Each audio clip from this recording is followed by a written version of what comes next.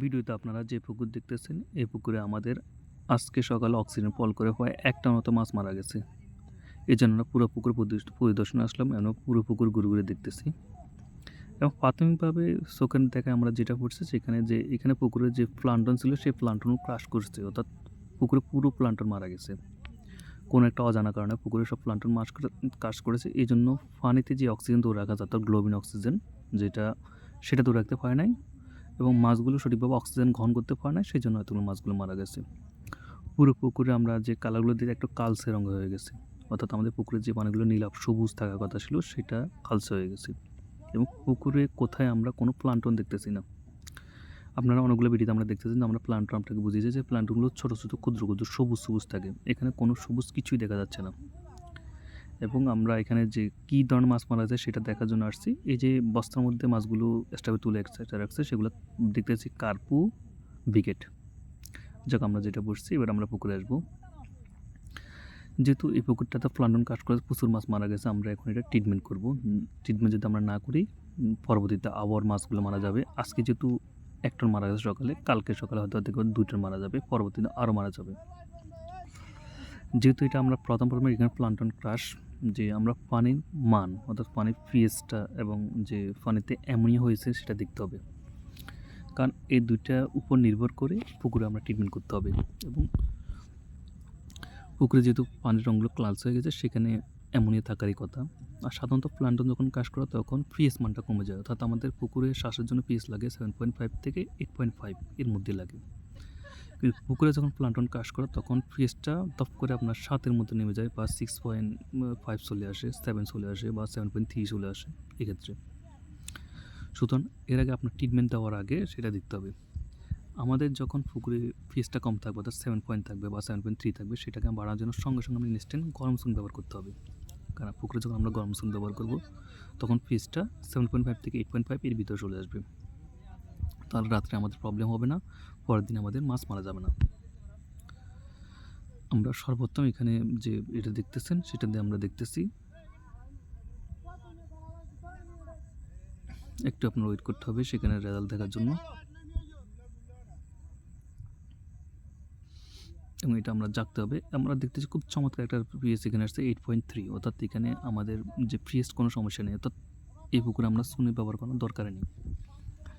এটা আমাদের সবচেয়ে গুড সাইন যে প্লান্টন কাজ করার পর পিএইচটা আছে, অর্থাৎ আজকের পুরো রাত পুরো দিন যদি রোদ থাকে, রোদে যথেষ্ট অক্সিজেন তৈরি করবে এবং সেগুলো মাছ পুরো রাত সার্ভাইভ করতে পারবে।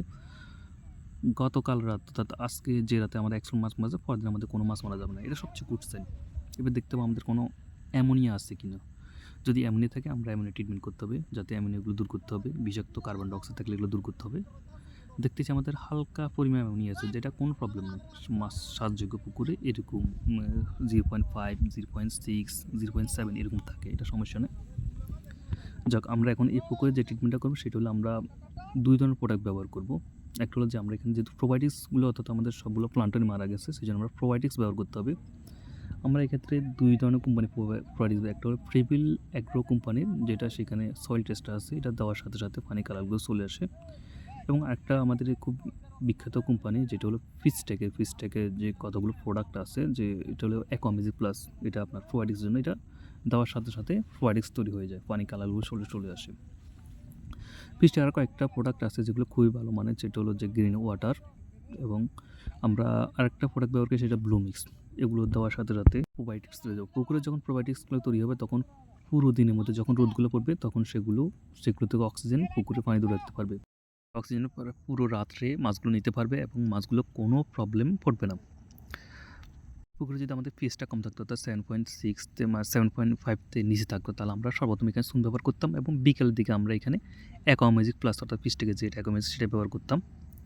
আমরা এই ক্ষেত্রে সরাসরি এখানে অ্যাকোয়ামেজিক প্লাসটা ব্যবহার করব, অথবা আমরা ফ্রিবেলাগুলো সয়েল টেস্টারটা ব্যবহার করব, এবং তাহলে রাত্রে আমাদের প্রবলেম না। পরবর্তী সময়গুলো দেখব, দেখে আমরা সেখানে যে ট্রিটমেন্ট করব। যদি পরের দিন কালকে যদি আমাদের এখানে গ্যাস শো করে, তাহলে আমরা গ্যাসোনিক্স প্লাস ওয়াই, অথবা যে আমরা যে ইউকা যেটা আছে সেটা মিক্স করে পানিতে ব্যবহার করে ফেলবো এবং ঠিক হয়ে যাবে। আপনারা যখন পুকুরে ভারী উৎপাদন করতে যাবেন তখন এই ধরনের প্রবলেম পড়বেন যে আপনার কখনো পুকুরে মাছ বাড়বে বা অক্সিজেন ফল্ট হবে। প্রশ্ন আসেন যে অক্সিজেন ফল্টগুলো মূলত হয় যে প্লান্টন ক্রাশের জন্য। যে প্লান্টন ক্রাশ কেন করে যদি আপনি জানতে চান, সেটা হলো প্লান্টন ক্রাশ 3টা কারণে করে। প্রথমত যখন আপনার শীতের দিকে সকালের দিকে প্রচণ্ড রকম কুয়াশা পড়ে, তখন প্লান্টনগুলো মারা যায়। অর্থাৎ কুয়াশার যে পানিগুলো সুইচে পড়ে সেগুলো প্লান্টন, জু প্লান্টন, ফাইটোপ্লান্টন সহ্য করতে পারে না, সেগুলো মারা যায়। এটা হলো প্লান্টন যে পুকুরে মাছ বাসা অক্সিজেন ফল্ট হওয়ার প্রথম কারণ। যখন আপনার পুকুরে সবগুলো প্লান্টন ক্রাশ করবে, অর্থাৎ কুয়াশার কারণে মারা যাবে তখন। দ্বিতীয়ত করে আপনার যখন প্রচণ্ড রকম রোদ থাকে, অর্থাৎ রোদের তাপমাত্রা স্বাভাবিক মানে 30 থেকে 35 ডিগ্রি মাছ চাষের আদর্শ, সেখান থেকে কিছু কিছু দেখবেন আপনার 35-40 উঠে যায়। তখন প্রচণ্ড রোদের কারণে যে প্লান্টনগুলো উপরে থাকে, যেগুলো জু প্লান্টন, ফাইটোপ্লান্টন ছোটো ছোটো উদ্ভিদ কণা, সেগুলো মারা যায়। এতে আপনার পুকুরে প্রচুর পরিমাণে গ্যাস শুরু করে 1.2 চলে যায়। এতে আপনার দিনে যে অক্সিজেনগুলো তৈরি হয় সেগুলো পানি ধরে রাখতে পারে না।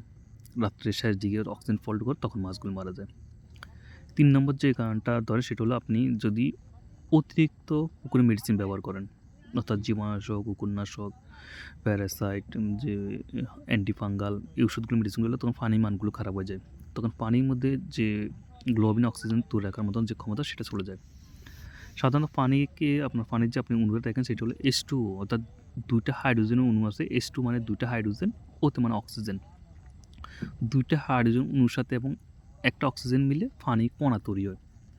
কিন্তু আপনার যখন পানির গুণগত মান হবে, তখন অক্সিজেন নষ্ট হয়ে যাবে, তখন H2O শুধু হাইড্রোজেনটা থাকবে।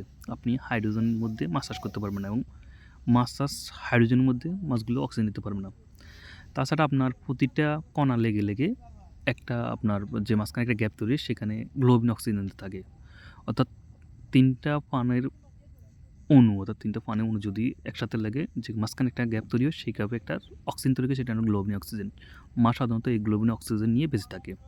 কিন্তু কোনো কারণে পুকুরের মান যদি খারাপ হয়ে যায় বা প্রচণ্ড কুয়াশা পড়ে কিংবা প্রচণ্ড বৃষ্টি হয়, তখন মাঝখানে যে গ্লোবিন অক্সিজেন থাকে সেটা নষ্ট হয়ে যায়, যার জন্য মাছ আপনার অক্সিজেন নিতে পারে না। তখন মাছগুলো উপরে উঠে যায় এবং হা করে উপর নিঃশ্বাস, উপরে যে বাতাস থাকে সেই বাতাসটাকে শ্বাস নিতে চায়। কিন্তু মাছ তো এমনভাবে তৈরি যে ফুলকা দিয়ে শ্বাস নেয়, তখন সেটা সম্ভব হয় না, ফুলকাগুলো পেটে যায় এবং মাছ দুর্বল হয়ে মারা যায়। যা কখনো আপনার পুকুরে যদি এই কন্ডিশন পড়েন যে আপনার সবগুলো গ্লোবিন অক্সিজেন শেষ, মাছগুলো বেশি উঠতেছে এবং মুখ বড় হা করে নিঃশ্বাস নিতেছে, এক্ষেত্রে আপনি সর্বপ্রথম লবণটা ব্যবহার করতে হবে। কারণ লবণের মধ্যে এমন একটা গুণ আছে, যেটা হলো পানির মধ্যে বিষাক্ত ক্রিয়া যেটা থাকবে, যেটা অর্থাৎ গ্লোবিন অক্সিজেন না, যে হাইড্রোজেন থাকবে শুধু থাকবে, ওই হাইড্রোজেনগুলো যখন বিষাক্ত হয়ে যাবে, সেই বিষাক্তগুলোকে দূর করে ফেলবে। এবং লবণের সবচেয়ে বড় কথা হলো, লবণ মাছের যে দুর্বলতা আছে সেটা কেটে ফেলবে। এবং মাছ যখন দুর্বল একটু সবল হবে, তখন ফুলকাগুলো নেড়ে নেড়ে নিচ থেকে কিছু অক্সিজেন তৈরি করে মাছ সার্ভাইভ করতে পারবে। কারণ পানির যে আপনার অণুগুলো মাঝখানে যে একটা গ্লোবিন অক্সিজেন তৈরি হয়, সেটা আপনি যখন যে এয়ারটা চালাবেন জোরে, তখন মাঝখানে এই অক্সিজেনটা অটোতে তৈরি হয়ে যায়।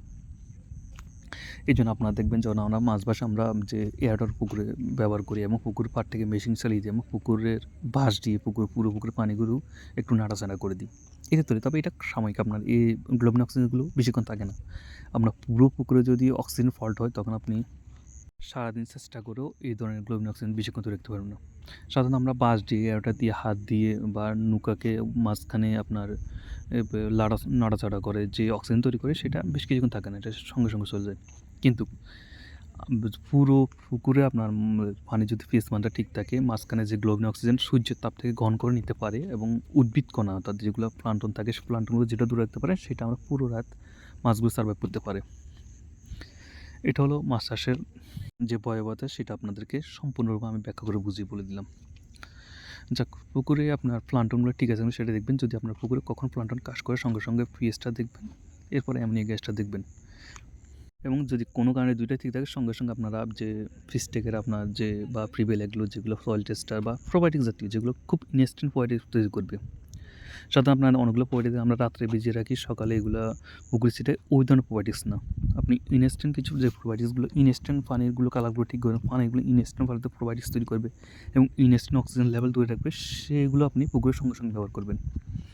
আর যদি পুকুরে কোনোভাবে পিএইচ মানটা কম থাকে, সঙ্গে সঙ্গে আপনারা পুকুরে চুন ব্যবহার করবেন, এবং সকালের দিকে চুন ব্যবহার করলে বিকেলের দিকে আপনারা সঙ্গে সঙ্গে যে যেটা দরকার, যে ইনস্ট্যান্ট প্রোবায়োটিক্স থাকবে, সেটা তৈরি করবেন। তাহলে যে পুকুরে সব ধরনের এই ধরনের ভয়াবহ ক্ষতি হবে না। মাছ সাতযোগ্য মাসের এটা খুবই একটা ক্রম সমস্যা, যে অক্সিজেন ফল করা, এটা একদম স্বাভাবিক একটা বিষয়। আর আমরা যারা উৎপাদন করি, তারা 10 টন 12 উৎপাদন করার চেষ্টা করি, এটা আমাদের নিত্য নতুন একটা ব্যাপার সেবা। এই জন্য আমরা প্রতিনিয়ত পুকুর পাড়ে আসি, পুকুরগুলো পর্যবেক্ষণ করি এবং এগুলো নোট করে নিই। পরবর্তী আমার যে সমস্যা হয় সেই সমস্যাগুলো সমাধান করি।